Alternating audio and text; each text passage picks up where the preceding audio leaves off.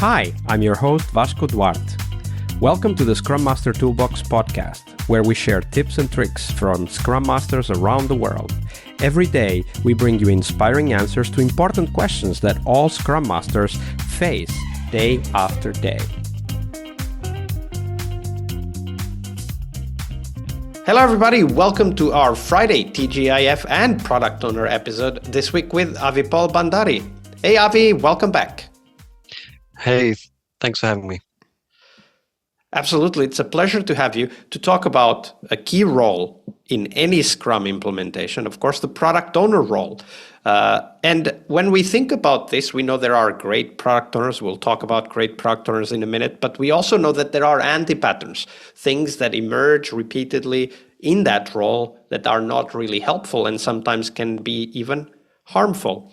So before we dive and discuss great product owners, Avi, describe for us what might have been potentially the worst product owner anti-pattern you witnessed in your career.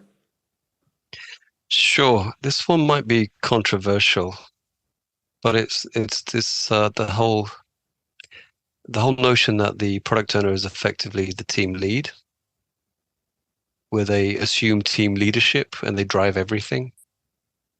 So from my perspective, the product owner is a leader because they provide the vision and the goal, and they inspire the team from that perspective. But they are not the leader. They do not micromanage. They do not assign tasks to engineers, for example. They aren't necessarily the ones who set the tones within your Scrum events.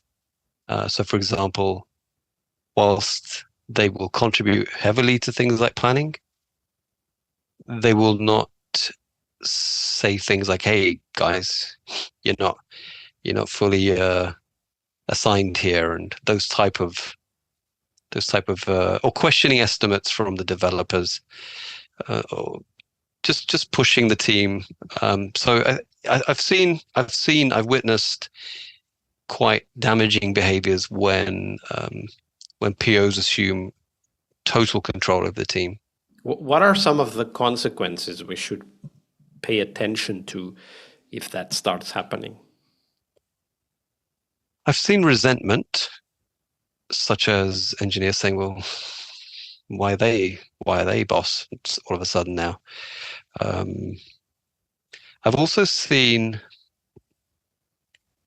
prioritization focus entirely on value delivery as opposed to getting a balance between, for example, refactoring or addressing tech debt and the long-term health of the code, where a product owner might say, "No, this is what's important. We can do that later," and we never get around to it.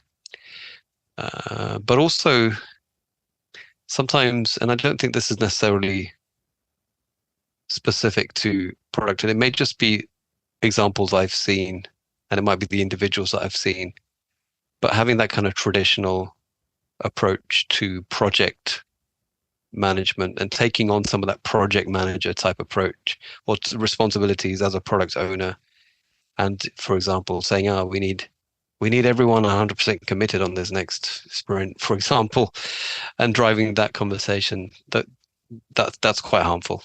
It takes away from the self-management that we talk a lot of in Agile, and it may lead to that resentment and disengagement, right? Because the PO told me to do this. Exactly. Right, and I don't know what to do. The PO hasn't said anything, and yes, that kind of defeats what we are trying to do as Scrum Masters, which is helping the team to take ownership of what they are working on, not the product direction, but how they work on the product direction, right? And if the PO starts taking over the how we work on the product direction, all kinds of other anti-patterns may emerge. Yes, I've even seen it get to the point where a technical conversation will be happening and the PO has gone with engineers to the conversation, but not let the engineers speak, and will do all the talking on behalf of the engineers. Whereas the experts are sitting next to them and should really be engaged and will probably, provide a lot more value to the conversation. So I've seen it to that level. But of course, not all product owners are this bad, right? Some product owners are quite excellent at their work, and that's the example we want to explore now, Avi. So share with us what might have been potentially the best product owner you've ever worked with. How did they work? Funny enough, was actually the same person. um, so they once they were aware of how they were negatively impacting the team, they did change their way. And so where previously they were the conduit, or sorry, the bottleneck to the stakeholder, where they were preventing conversations, they were actually looking for the right opportunities for stakeholders to communicate directly with the team to provide that feedback loop. And so, for example, in this situation, the engineering team, the team in general, as well as the product owner, was sitting with the stakeholders in the same floor. So they would encourage collaboration. So, oh, you're working on this particular thing, go and speak with that person about this, and they'll provide you a lot more context. So just really joining up the people that needed to collaborate. Something that they were very good at as well was they really understood their domain. They understood the product. And so they were also researching what was out there in the market, and the strengths and weaknesses of everything that was out there, but also understanding and assessing what was working internally and where they wanted to move towards. So they had a vision, they had a goal, and they articulated it in a clear way. And they were able to articulate their vision and goals in a clear way, as well as measurables, like if we achieve this is a success. How are we going to move the needle? That kind of thing.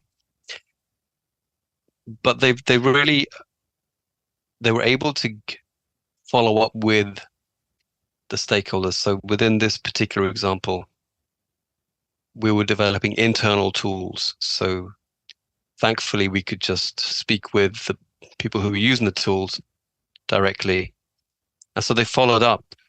Even after we'd considered the project was completed, they'd follow up. How effective were we? So they gauge just how successful we were, measure this via surveys. And so they would come back and say, okay, usage is up by this percentage. We had this many users using this tool before. Now we've got this many.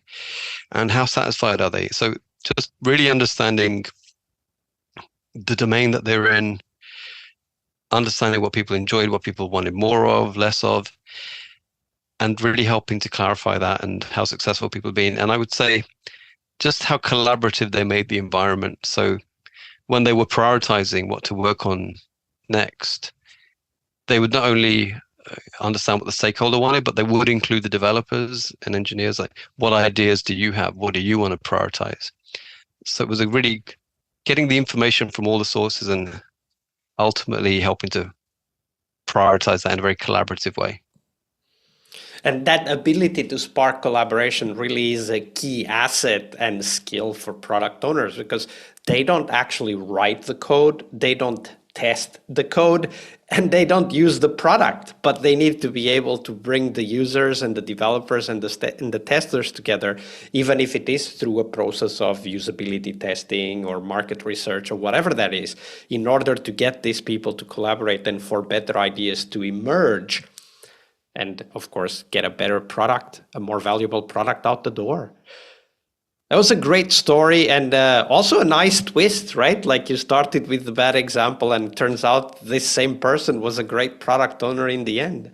I really love that twist in the story, and it also gives us kind of the optimism to think that no matter where we might be at the moment, it's possible to be better. So thank you for sharing that with us, Avi. Now we're getting close to the end, but before we go, where could people find out more about you and the work that you're doing? Sure.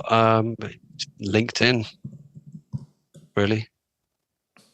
Absolutely. And we'll put the link to your LinkedIn page in the show notes. So why not everybody go ahead and ask a few follow-up questions from Avi? I'm sure he would be happy to engage.